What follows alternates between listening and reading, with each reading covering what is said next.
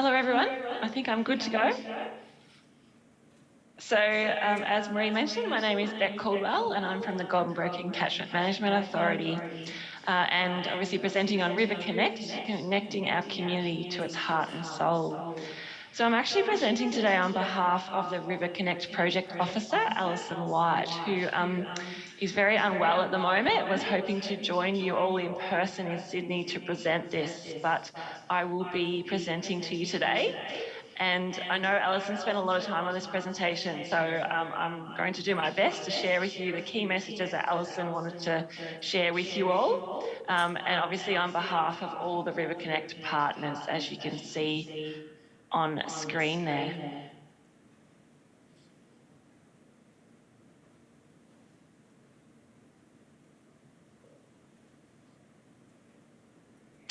So obviously I would like to begin this presentation by acknowledging the traditional owners of country throughout Australia and recognising their connection to land, waters and community. I pay my respects to the elders past, present and emerging. Today I will be speaking about a project, RiverConnect, that is located on the lands of the people and clans of the Yorta Yorta Nation. Today's presentation will explore how RiverConnect works to create a vibrant, more cohesive Greater Shepparton urban community by developing a strong sense of belonging and connection between the community, the riverine environment and the cultural heritage values. We hope to inspire people to think about how a RiverConnect type model could work for you in your communities.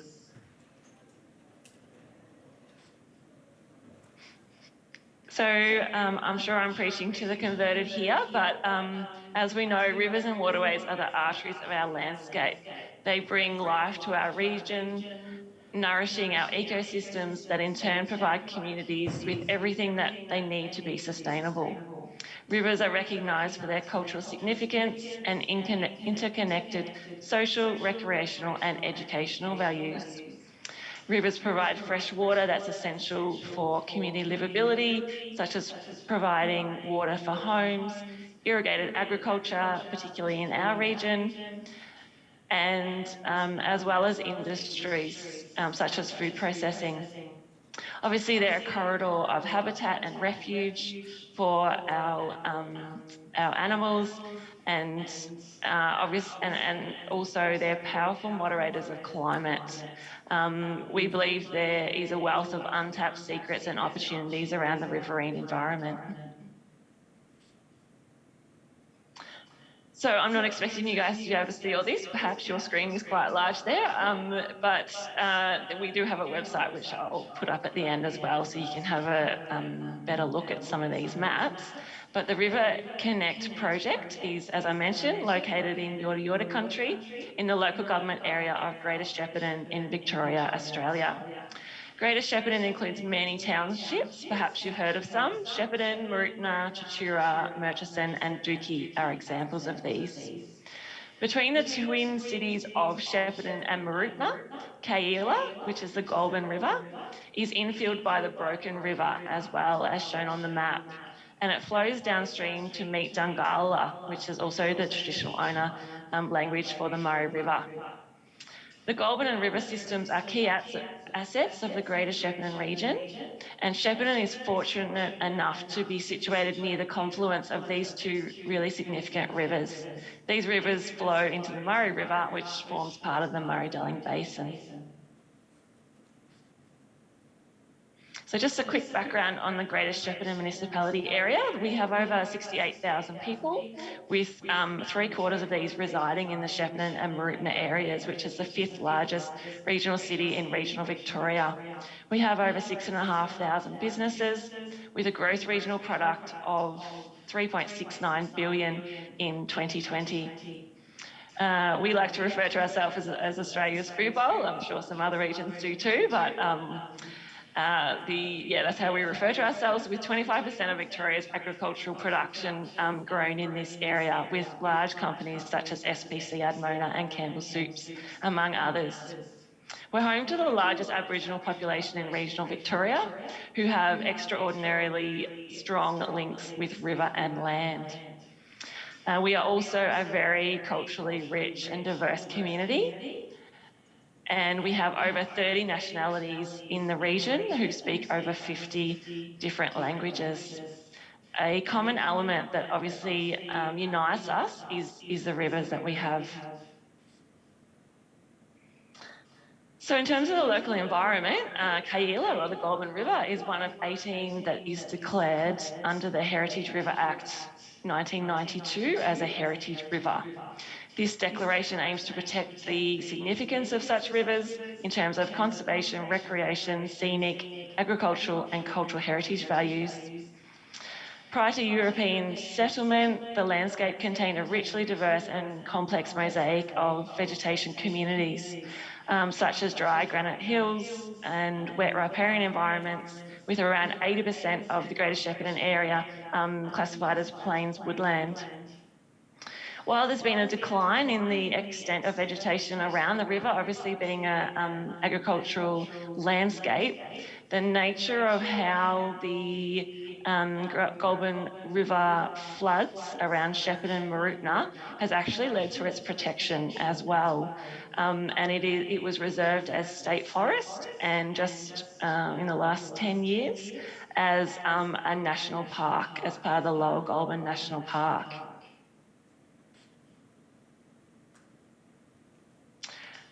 So despite the dependence on the rivers, such as for irrigation and livability, historically it was identified that the Shepparton and Mooroopna communities turned our backs to the river. This was through town design, with buildings facing away from the river, and also with impacts such as in 1969, there was a meandering loop near the township of Shepparton that was actually cut and cut off from the main flow of the river. As well as this, it was recognised that agencies worked in isolation. Each were doing their part on the land that they owned, and this was seen as not working until the formation, and that led to the formation of RiverConnect. So RiverConnect, as I mentioned, it was identified due to all these issues, there was a need to try and connect people to the river. So RiverConnect was formed in 2005. And this followed lengthy community discussions to try and develop a strong sense of belonging and connection to our rivers, and a bit more of a cohesive approach to how we manage these river environments together. So the vision of RiverConnect is for people, rivers and nature caring for each other. And we do this, the purpose is to foster the community's love, respect and connection to the riverine environment. So the program is jointly funded by the Goulburn and Broken Catchment Management Authority, which is where I mentioned I was from, through state government funding, as well as the Greater Shepparton City Council, which is where Alison White is from. And Greater Shepparton City Council also auspices the program. So our program is guided by a 5-year strategic plan, which is driven by the RiverConnect Implementation Advisory Committee, which is made up of all the key partners that I mentioned before. So currently our strategic plan has 4 long-term goals, such as caring, access, awareness and participation in the river environment and our shared cultural values. And from this, we have 6 strategic priorities, such as engaging the community, inspiring the education sector, improving health and wellbeing, etc. And of course, then we have 18 strategic actions, such as engaging a diverse community and linking health and wellbeing to nature. So annual action plans are developed that also link to the partner strategic priorities and obviously to funding opportunities that we have. We're currently actually have out for community comment our 2023-2028 strategic plan. So in terms of governance structure, obviously to ensure that all the partners are represented and have access to opportunities to bring their ideas to the table about the project, we have a really clear governance structure. This structure and the expectations and obligations of partner organisations are clearly documented in a memorandum of understanding that links to each strategic plan. And we hope that this partnership model continues to enable members to come together and identify shared actions and opportunities for the river environment. So just double checking the time, but I'm just going to run through some examples of achievements that we've done, which we've just reviewed, obviously, as part of our strategic plan update. So these are some achievements from 2017 to 2022. So we were fortunate to be awarded over $1 million from federal and state government funding for shared path networks, which enabled the completion of 2 more stages of our RiverConnect Path Master Plan. So we have many routes. One of them, which we call the Flats, which is in between Shepparton and Mooroopna and significant in the Cummeragunja walk-off, included upgrades to the track and installation of seating to improve the accessibility of a tour here, which is conducted by Yorta elders. And then the picture here is of a new bridge. That's a pedestrian bridge recently constructed across the Broken River. And it's created an amazing linkage between the Australian Botanic Gardens and the Shepparton and Kayala communities who were previously not able to walk across the Broken River without walking on the main highway. We also engaged over 21,000 people, in the last strategic plan through 497 collaborative events, which are really focused on education, art, culture, recreation and wellbeing. And obviously as well with a lot of hands-on activities such as planting, rubbish removal, weeding, etc. We also inspired over 7,000 students and from a variety of ages, right from kindergarten right through to secondary and universities, to be involved in the riverine environment and connect to what was right there on their back doorstep and learn about how to make improvements to the river environment and be part of it.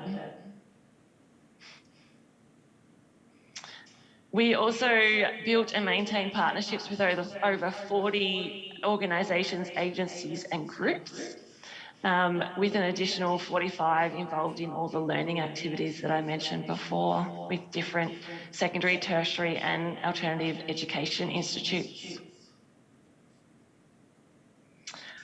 So in terms of our learnings, we believe that RiverConnect has been pivotal in building the appreciation and significance of our river environment, that being the Broken Rivers and the Goulburn Rivers.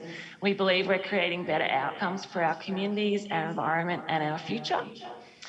Together we have a huge impact. When we work collaborative, we can have more of an impact and our model can be replicated anywhere. Our community attitudes towards the river are changing and we continue to work to connect and maintain these connections with people. So a question I wanted to leave with everybody here is, could a RiverConnect project work in your community? Is there opportunities for such a model to work? Perhaps there's already examples elsewhere, but if not, potentially this is a model that we know works and could work in other areas as well. So happy to take any questions. Our website is listed there, which is www.riverconnect.com.au, and there's a wealth of information that our education officers have included in there. So including for all levels of education, teachers can go in there and have a look and grab any activities that are quite universal for some areas. And so I provide you that opportunity to go and have a look and see what resources are there or how it works. And there's also an email address there too if anyone wanted to email us post this presentation. Thank you so much, Beck. So yeah, it was great to see those contact details and really interesting way for you to end your presentation by asking our audience here the question about whether RiverConnect would work in their community. So we can, before we touch on that one, has anyone got a question for Beck? Yep. Just to use the microphone so that our online audience can hear as well. Hi Beck, amazing stuff, so inspiring, and I love your work. I love the Murray River in Shepparton, a great spot. I'm looking forward to reading through your model, and sorry for asking the question up front, but how did you go about getting your funding to implement the model and the program that you run? Yes, so in 2005, when a few key agencies came together, I wasn't actually there then, but my understanding is that everyone said, what can we do, what do we want to do, and who can contribute? Let's try and all contribute and try to get an education officer on and try and get some things moving, with the hope that then of seeking funding from state and also consequently some federal funding as well. So it was really about people providing in-kind contribution early in terms of labour, getting the idea moving and really trying to promote it to then get some funding to keep it rolling. Thanks, great question. And also, Beck, I was just interested to hear you talk about the partnership between local council with Alison and yourself at the CMA. That can only make a really strong program as well, having that partnership between your local government area. Do we have any other questions in the audience for Beck? Yeah, up the back we've got one.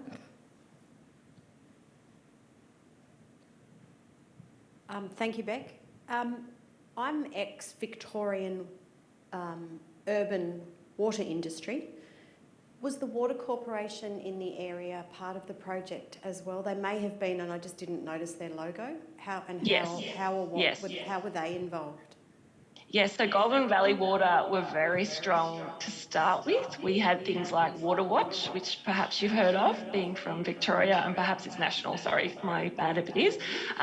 So Goulburn Valley Water were really involved early with a lot of the education and bringing it together. Goulburn Murray Water, another group that is involved but not part of the partnership as yet. But I know there's been quite a few conversations to involve Goulburn Murray Water, who aren't the urban one like Goulburn Valley are, but obviously also a key player in the region.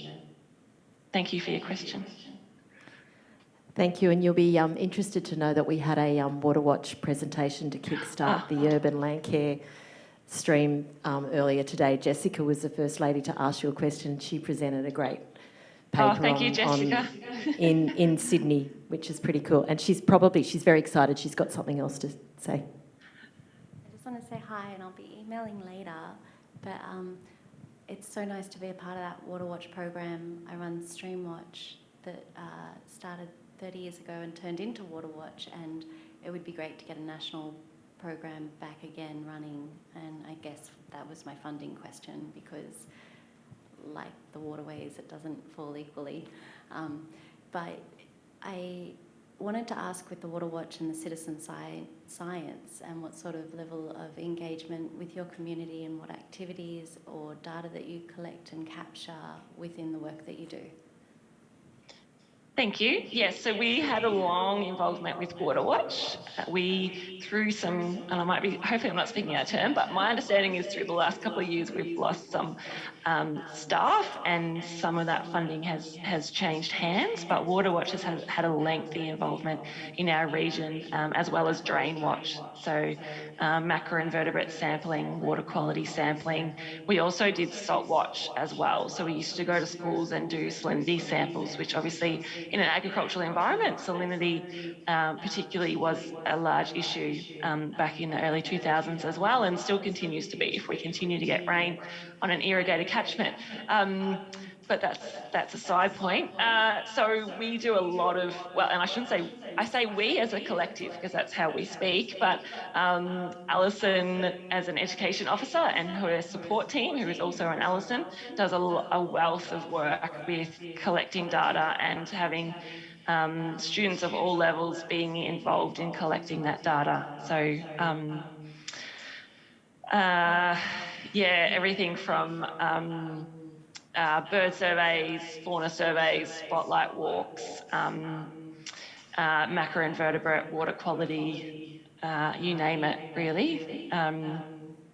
Yes, so very important part of connecting people to the environment is to feel like they've got a part in that, in collecting really valuable data.